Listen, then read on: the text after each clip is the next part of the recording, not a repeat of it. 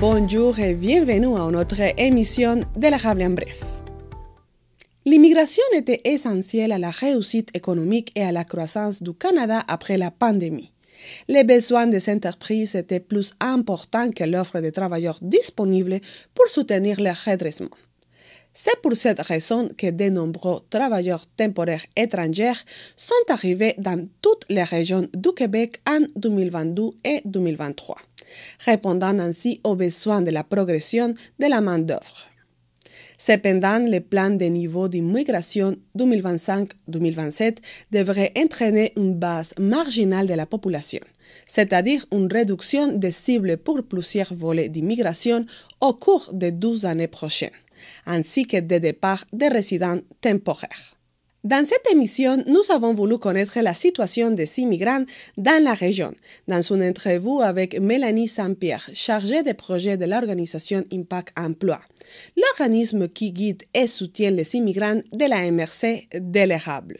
En conversation avec Mélanie, nous avons pu apprendre qu'il y a un manque important d'informations vers la communauté immigrante par rapport au changement migratoire. Aussi qu'il y a beaucoup d'incertitudes quant à ce qui arrivera aux travailleurs temporaires étrangers de la région et qu'un consultant en immigration à la disposition des immigrants serait d'une grande valeur, une ressource que ne possède pas le seul organisme d'aide aux immigrants de la MRC de l'Érable. Bienvenue. Mélanie, bonjour et bienvenue à cette émission de l'Érable en bref. Bonjour, merci de m'accueillir, Sylvana. Bon, on va parler des services offerts à la population en 2024, oui, et comment s'est passé justement le 2024 pour l'immigration ici dans la région? Oui, bien, en effet, moi, je suis chargée de projet aux nouveaux arrivants chez Impact Emploi de l'Érable. Donc, tout le volet accueil et accompagnement dans les démarches d'installation des personnes immigrantes, bien, ça se passe entre autres chez Impact Emploi. Bien, pour l'année 2024, il y a eu 138 personnes issues de l'immigration qui ont été soutenues ou accompagnées dans nos services. Ça fait maintenant 4 ans là, qu'on offre le service. Ça, c'était depuis janvier 2021 qu'on a eu le soutien par le ministère de l'immigration provinciale pour offrir le service d'accompagnement. Puis j'ai regardé ça hier, depuis 4 ans, c'est 668 personnes immigrantes qui ont été supportées par notre organisme là, sur différents aspects de leur installation, de leur vie personnelle aussi. Donc, on est quand même fiers. Là, on est une équipe de 3 personnes chez Impact Emploi pour soutenir les gens issus de l'immigration. Donc, il y a Lourdes Gonzalez aussi et Janice Erazo qui travaillent avec moi sur cet aspect. Et quel service vous avez offert à la population en 2024 que, bon, pour justement accueillir l'augmentation des immigrants qui sont venus ici à la région? Bien, je résumerais que c'est un service vraiment qui est très personnalisé aux besoins de la personne qui est devant nous. Si c'est une personne qui arrive et immigre directement avec sa famille, bien là, on va appuyer dans l'inscription à l'école auprès de la commission scolaire des Bois-Francs, par exemple. Est-ce qu'on a besoin de francisation ou la personne est déjà francophone? Bien, s'il y a de la francisation, on va faire le lien avec le Centre André Morissette au niveau de la francisation à Plessisville. Etc. Tu sais, dans le fond, on voit vraiment qu'est-ce que la personne a besoin. On la questionne même sur, ben, dans son pays, qu'est-ce qu'elle aimait faire. Est-ce qu'elle avait des hobbies ou des sports qu'elle pratiquait? Si oui, ben il y en a une équipe de soccer. On peut faire le lien. On est un petit peu les petites tentacules qui rassemblent un peu toute l'information pour que la personne elle ressorte d'une rencontre de bienvenue avec une vision globale de qu'est-ce qui se passe dans la MRC de l'Érable, c'est quoi les ressources, c'est quoi les services, c'est quoi mes prochaines étapes à faire pour vraiment faciliter mon inclusion dans la communauté et me débrouiller au mieux là, pour mon installation. On est déjà en 2025. Bon, quels sont les projets que vous aimeriez réaliser ici dans la région par rapport aux immigrants et nouveaux arrivants? Bien, on maintient le projet de jumelage interculturel, en fait, qu'on fait depuis quelques années déjà, qui est piloté par Lourdes Gonzalez, justement. Donc, l'idée étant qu'on jumelle des personnes de la communauté locale avec des gens qui viennent tout juste de s'installer dans la région. Puis, c'est c'est un jumelage d'égal à égal. Là. On le voit vraiment comme ça, un partage interculturel en même temps. Donc ça va reprendre le jumelage interculturel. On maintient encore les ateliers de français dans les municipalités de Plessisville, Princeville, ainsi que les ateliers de conversation de niveau intermédiaire. Ça, c'est vraiment un projet qui est comme en parallèle avec la francisation au Centre André-Morissette. C'est pas de la francisation en tant que telle, c'est vraiment des ateliers de français pour consolider un petit peu les apprentissages et pratiquer, je dirais surtout à l'oral, la langue. Donc ça va reprendre au mois de mars et avril pour la session de printemps.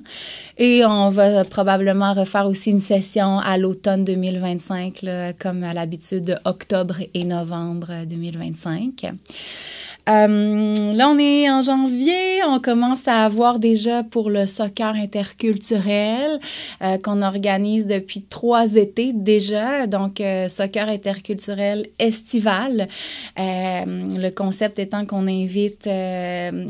En fait, on invite les entreprises qui ont plusieurs employés issus de l'immigration à faire des équipes le plus hétérogène possible, là, des équipes composées de personnes issues de l'immigration, de Québécois, des plus jeunes, des plus vieux, des hommes, des femmes. C'est ce qu'on encourage vraiment à faire. Puis, dans les dernières années, on avait 6 équipes participantes à cette ligue de soccer interculturel. Là, on est à voir un peu comment on va trouver un nouveau financement pour ce projet-là parce que les choses bougent beaucoup là, au niveau des financements. Puis là, on est à chercher un plan B pour maintenir le soccer interculturel d'été, mais on est très motivés à le faire. Puis on s'entend pour dire que c'est quand même quelque chose qui est apprécié puis qui gagne à être maintenu là, dans la région. Et cet hiver, ben on a justement la semaine des régions avec Place aux jeunes en région, qui est du 3 au 8 février. À l'occasion de la semaine des régions, on organise un séjour exploratoire hivernal qui sera le samedi 8 février. Dans ce séjour, on va inviter certaines personnes intéressées à s'établir dans notre région qui sont, par exemple, des gens en processus d'entrevue pour un employeur de l'érable. Et aussi, on va inviter quelques personnes qui viennent tout juste de s'établir là, dans la région. Ça va être un séjour en petit groupe d'une 15aine de personnes. On va se promener Saint-Ferdinand, Princeville, Plessisville, dans quelques municipalités là, pour vraiment faire découvrir notre beau territoire. Oui. Ici, on parlait, Mélanie, des défis. Bon, on sait qu'il y a une augmentation des immigrants, que la région doit faire beaucoup de planification pour l'immigration. Quels sont les défis, justement, que vous avez pour accueillir tous les immigrants qui viennent ici dans la MRC de l'érable? Oui. Bien, un des défis qu'on observe, en fait, depuis tous les changements au niveau de l'immigration qui ont été effectifs depuis fin septembre 2024, on ressent vraiment un besoin d'information de la part des gens issus de l'immigration.